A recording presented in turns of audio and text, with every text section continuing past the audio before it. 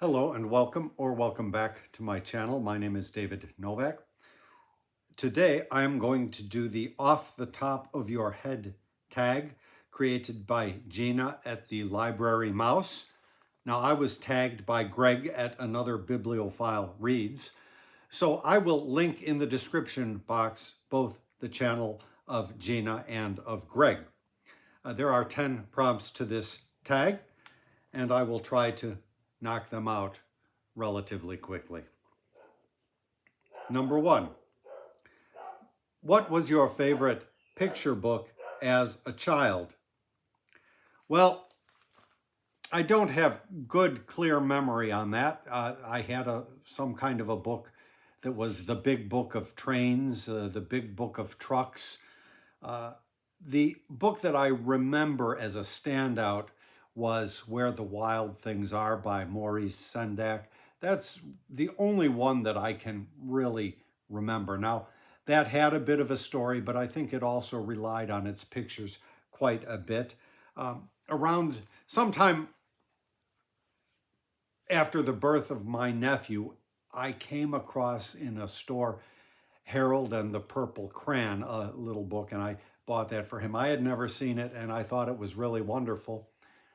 Recently, I came across it again in the neighborhood box, and I decided to not pick it up. I figured it would be more suitable for somebody else in the neighborhood.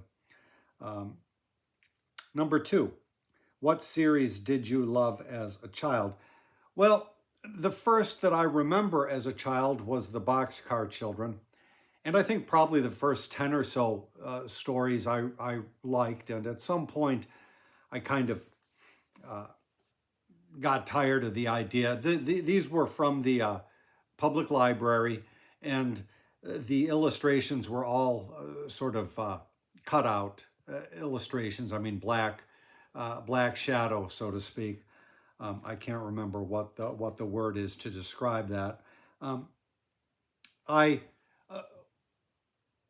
was never into the Hardy Boys. I read one or two and didn't care for them all that much, but I did like the Three Investigators, which at that time was Alfred Hitchcock and the Three Investigators, and liked those, had a pretty good collection.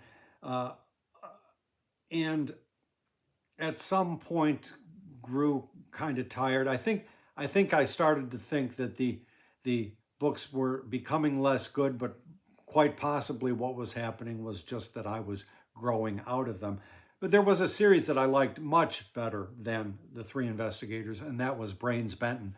I was out with one of my buddies riding our bicycles, and we were poking through somebody's garbage in the neighborhood and came across a book of the Brains Benton series. There were only 6 books in that series, and I really loved it. I looked for them. I can't believe I would have gotten rid of them.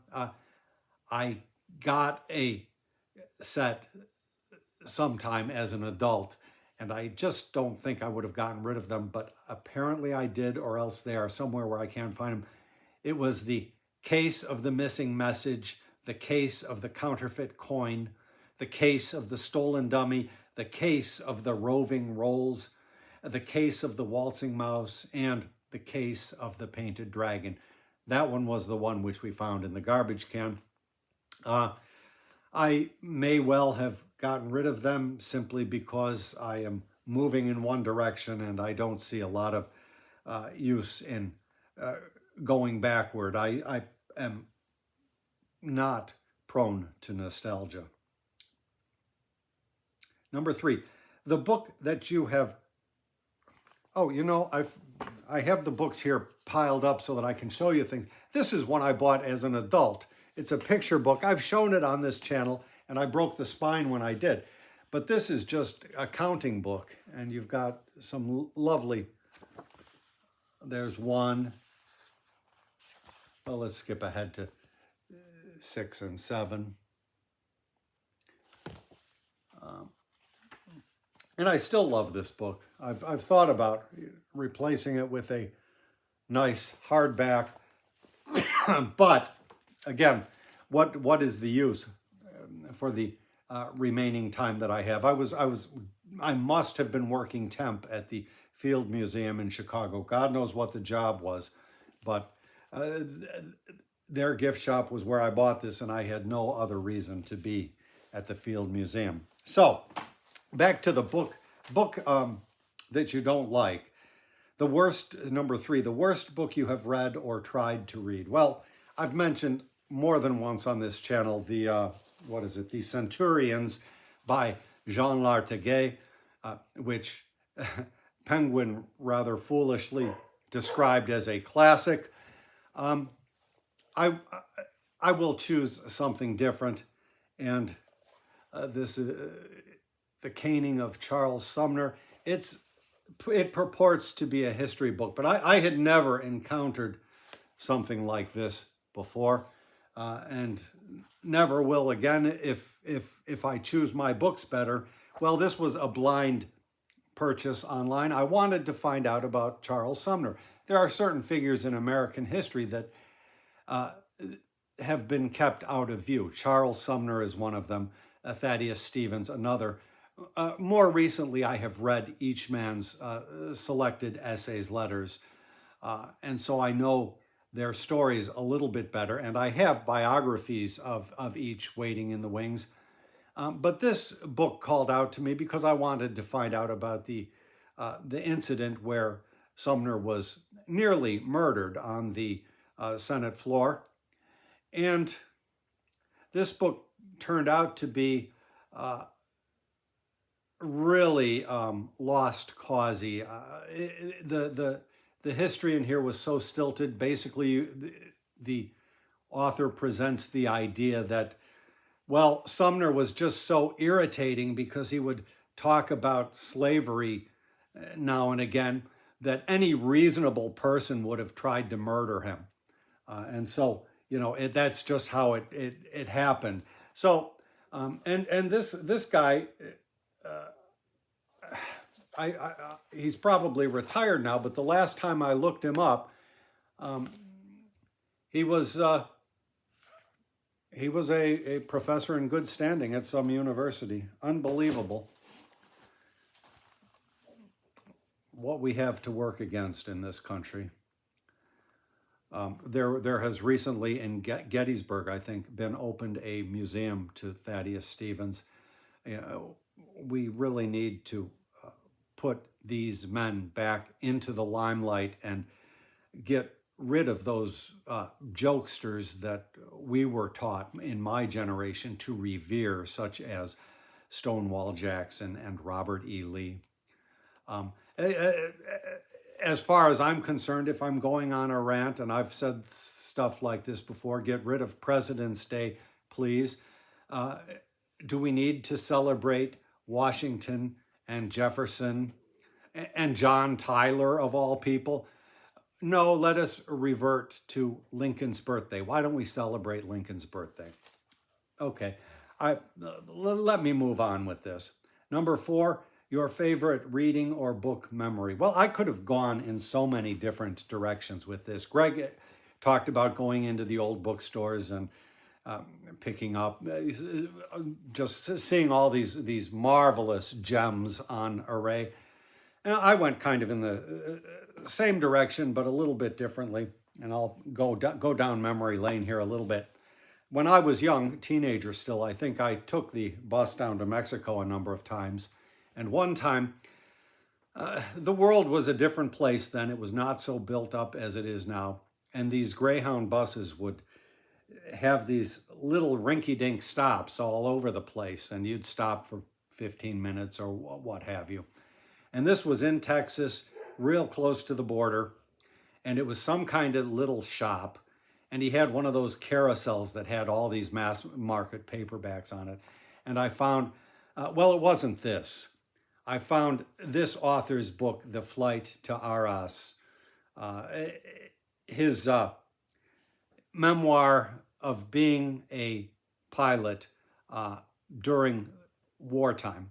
And I should think I would still have that, but I may well have gotten rid of that little mass market paperback. And I bought it for a quarter or something like that. This came from my school bookstore. Not bad for 75 cents, so I'm not exaggerating when I say the other one was something like a quarter. I have it in the Airman's Odyssey. I used to have a lovely hardback of this and lent it to a neighbor, and then life intervened and I had to move to a different habitation or abode, and we fell out of touch and I lost that book. So I got this. It's not the kind of thing that I'm likely to reread, but I have a sentimental attachment to it, and it is a lovely account of the early days of aviation.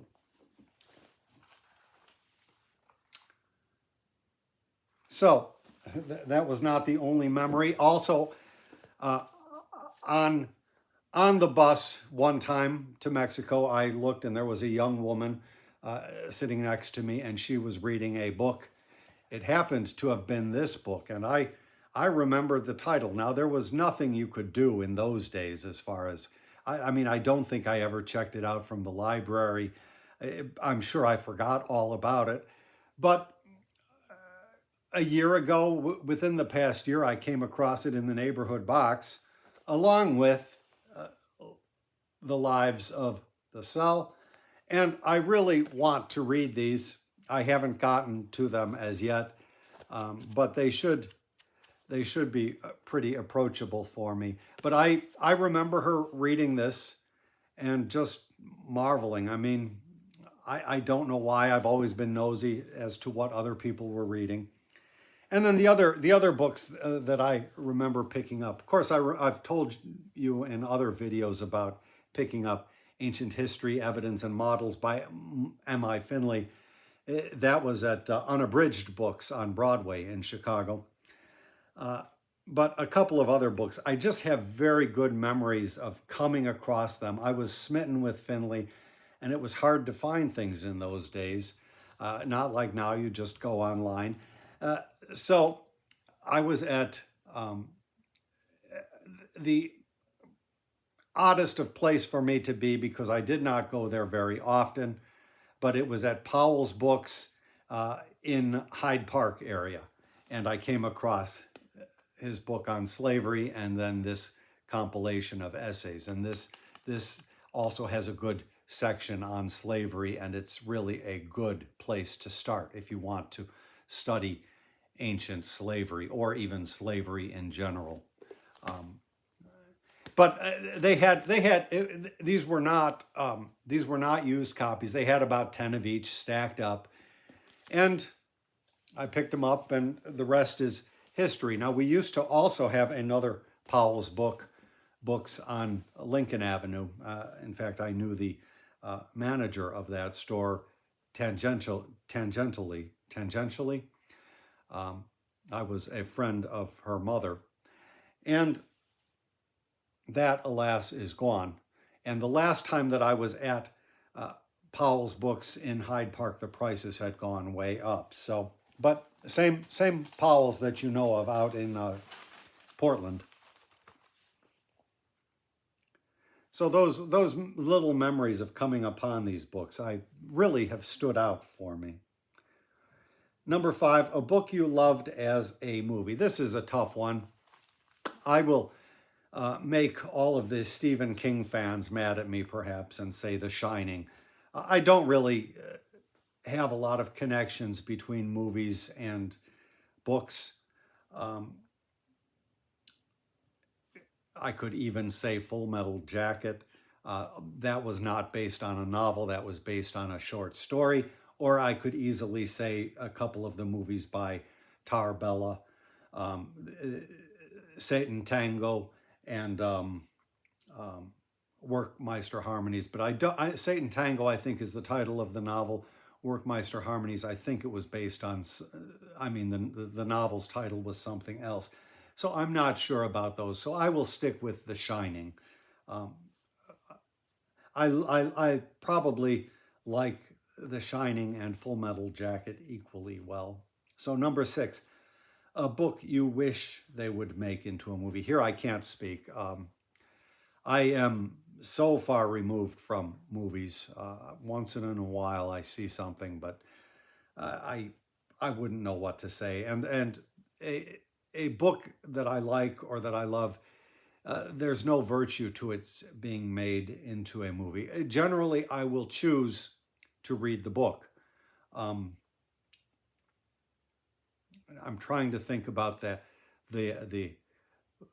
title of the book pertaining to oil discovered upon native lands, and then the FBI being created somewhat in response to that. Books and Beyond has done a nice review of that book. I will link that as well, but that's a case in which I would much rather read the book than see the movie. In fact, the movie was playing on the TV here recently, and I saw little bits, and it seemed more of a meh. So the book still is on my radar, and I will keep an eye out for that. Number 7, a book character that you would like for a friend. Well, I really have no choice in this. The Monkey King. This is the comic version of the book that I just finished reading, The Journey to the West. And the Monkey King has powers like you wouldn't believe. I mean, they tried to split his head with a hatchet, and the hatchet got split. He does a cloud somersault, and by that means he can travel like 35,000 miles. He can pull off the hairs of his body and have them change into miniature versions of himself. He has a magical staff which he keeps in his ear, and when he needs it, he brings it out, and it becomes the diameter of a rice bowl, and he can slaughter demons. I mean, he'll just bop your casual demon, and they'll just die automatically. So he would be a marvelous friend to have, especially going about and say on the public transit, on the subway system, and potentially being accosted by some ne'er-do-wells. Well, he would be great, although because of his small stature, they might try to pick on him first. That would be a mistake, I can tell you. Although, oh, sorry, that's where I just cut my fingernail whilst chopping some dinner. I should do this one.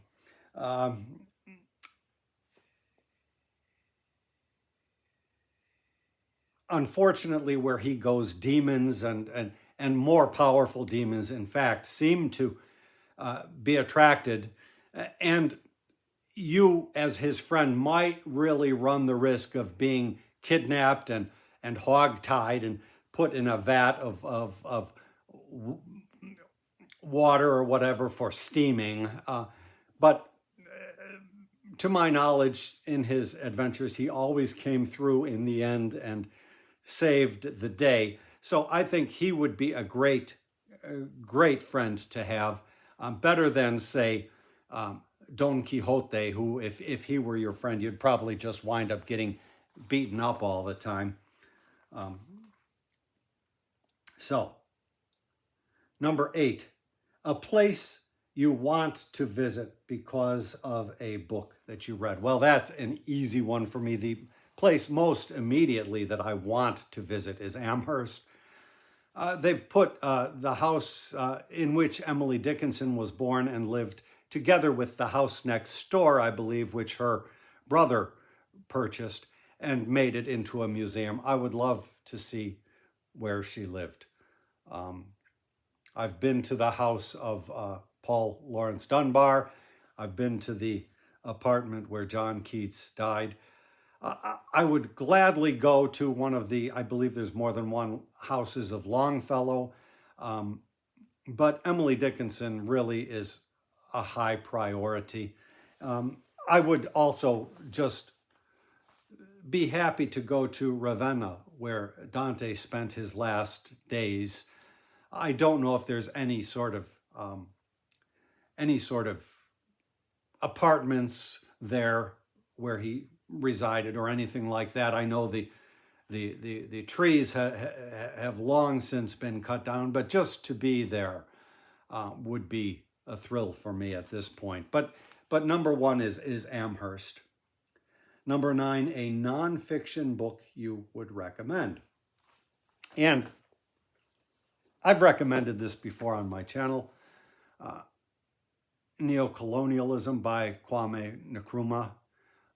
It's a little bit dry, but he talks about, in his day, all of the corporate interests all over, and it's really worth educating oneself about such a thing. Now, if this is too long for you, this is about 250 pages. I would recommend something else by him. This little thing about Towards Colonial Freedom. He's really worth checking out. It can't be, yeah, it's less than 50 pages. Let me just give you a first paragraph from it. Colonial existence under imperialist conditions necessitates a fierce and constant struggle for emancipation from the yoke of colonialism and exploitation. The aim of all colonial governments in Africa and elsewhere has been the struggle for raw materials. And not only this, but the colonies have become the dumping ground and colonial peoples the false recipients of manufactured goods of the industrialists and capitalists of Great Britain, France, Belgium, and other colonial powers who turn to the dependent territories which feed their industrial plants. This is colonialism in a nutshell. So I recommend this as well. And the last question: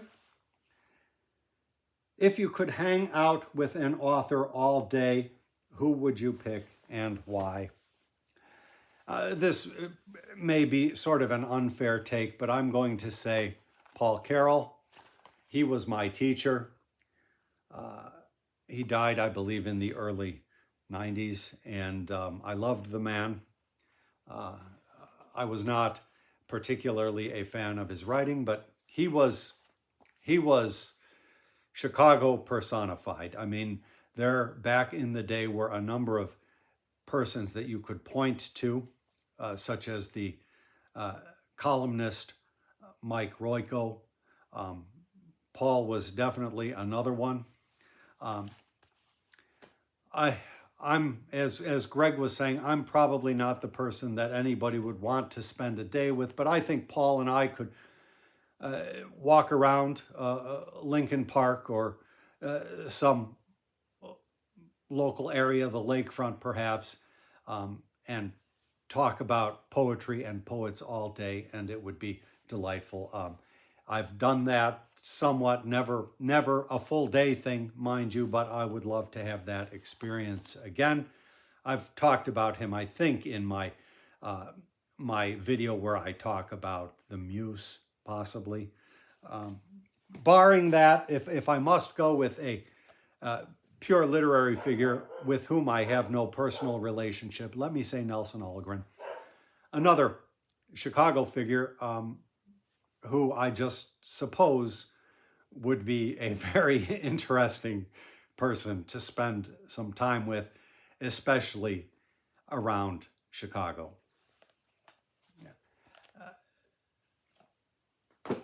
I will leave it there. I was going to make a needless, disparaging comment about a very well-known playwright that got his start in Chicago at possibly even the St. Nicholas Theater, a theater I went to once, believe it or not. But there is no need for me to go there. So I will leave the tag there. Greg, thank you very much for tagging me. And Gina, thank you for inventing this marvelous tag. Now I'm supposed to tag a couple of people. I'm going to tag James Holder, I believe that's the name of his channel, and I'm going to tag Hannah at Savage Reads. There is no obligation for either of you to do this tag. I would like to hear your responses if you choose to do so. And anybody else, make it an open call if you like the prompts, which will be in the description box. Please feel free to do the tag. Thank you very much for stopping by my channel.